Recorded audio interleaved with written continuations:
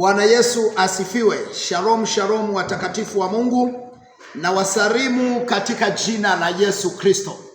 Mada yetu inasema, je, miaka 10 ijayo upentekoste utakuwa bado upo ama kutakuwepo jina la upentekoste? Ninaogopa, ninatetemeka, ninachelea ninapotaka kusema haya. Mimi nimeokoka mwaka 89 mwishoni.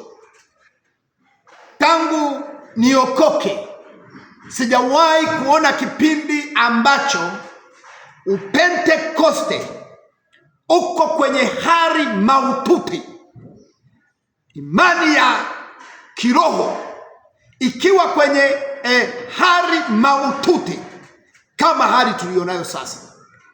Ninaposema haya, ninainua maadui wengi, ninachukiwa, ninatukanwa, lakini kuna ukweli. 18 mstari wa 8 katika kitabu cha Luka, Biblia inasema, nawaambia atawapatia haki upesi. Walakini, nataka hapo, walakini atakapokuja mwana wa Adamu, je, ataiona imani duniani? Yesu anasema hivi, atakapokuja mwana wa Adamu, ataiona imani duniani? Hebu msikilize vizuri bwana. Yesu mwenyewe anachelea kusema kwamba akija duniani, atakaporudi, hata ikuta imani yoyote duniani. Leo tukiongea haya tunatukanwa, tunaitwa wajambazi, tunaitwa nini, umefilisika. Mimi sijafilisika.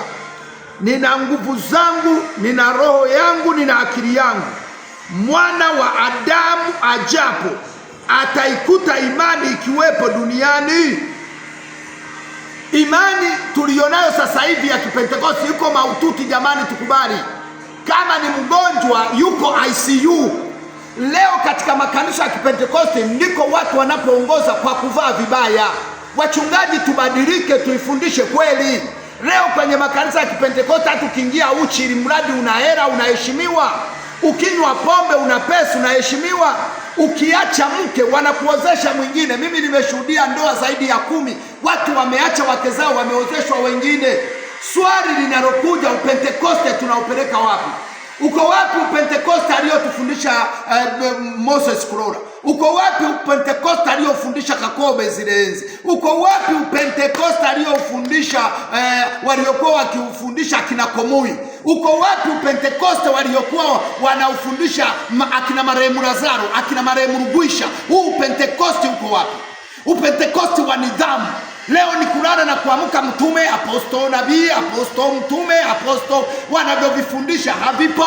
Maisha ya ajabu, watu wa ajabu, wahubiri wa ajabu, tabia za ajabu. Kinachotafutwa ni pesa, kuvuta michuzi, wanaita kuvuta hela, kushindana magari, uyaendeshe hili na mimi niendeshe hili, kutafuta kuwa na kutaniko la watu wengi, lakini imani ya kweli imekufa. Kwa sababu hiyo, mchungaji ukijidai kufundisha ukweli, yani wewe unaamua kufundisha ukweli, washirika wanahama, wanaenda kutafuta makanisa ambayo wanaruhusiwa kuvaa kope za bandia, wanaenda kutafuta makanisa ambayo wanaruhusiwa kunyoa nyusi, wanaenda kutafuta makanisa ambayo wanavaa visuruali na vipedo. Mungu atatuhukumu sisi wachungaji.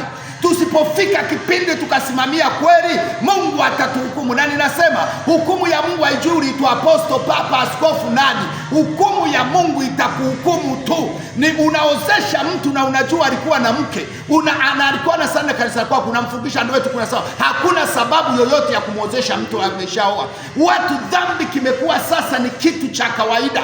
Kanisa la Kipentekoste tunaenda wapi? Wachungaji, ninamshukuru Mungu bado tunayo makanisa kama TAG, EAGT kidogo, Free Pentecoste, bado wanafundisha kweli, PAG. Lakini haya makanisa yanayochipuka haya, hawa vijana wanaochipuka leo na kujipachika vyeo, wameikataa kweli na kweli imewakataa. Na kwa sababu wameikataa kweli, watu wanaondoka kwenye haya makanisa ya TAG, EAGT, Free Pentecoste, wapi haya makanisa ambayo bado yanafundisha kweli, wanakimbia, wanaenda kwa hao wanaoitwa mitume, wanaenda kwa manabii. Kazi yao ni receive, pokea, receive, pokea. Uzinzi umo hawana taarifa. Makahaba wako umo hawana taarifa. Watu wananyoa nyusi hawaongei. Watu wanavaa vipendo na suruali hawaongei. Ili buradi tu ana pochi. Nataka niwaambie mitume, manabii, wachungaji, hizo pesa zinakotupeleka ni motoni. Hizo pesa tunakula jasho, tunakula damu, tutakwenda motoni. Na Biblia inasema hivi, watu wa jinsi hiyo wakifundisha kinyume na kweli, uwakatae.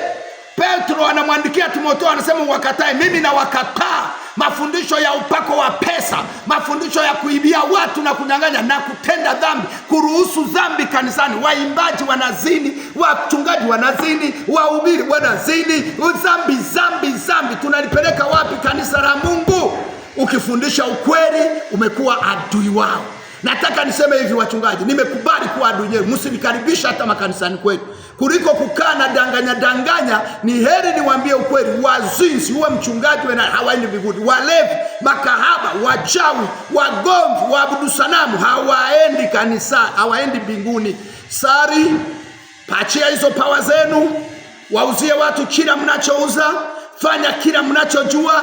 Kama hamjaokoka, hamuendi kwenye kanuni ya mbinguni, ninyi na watu wenu wote mtakwenda motoni. Je, mwana wa Adamu ajapo ataikuta imani duniani?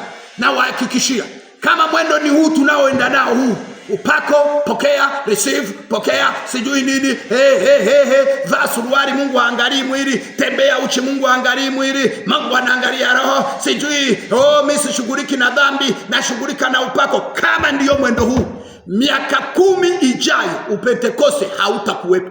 Upentekoste hautakuwepo. Naitwa mchungaji Joseph Petro toka kanisa la Pentekoste Chamwenda, Mwanza. Mungu awabariki. Bye bye. Amen.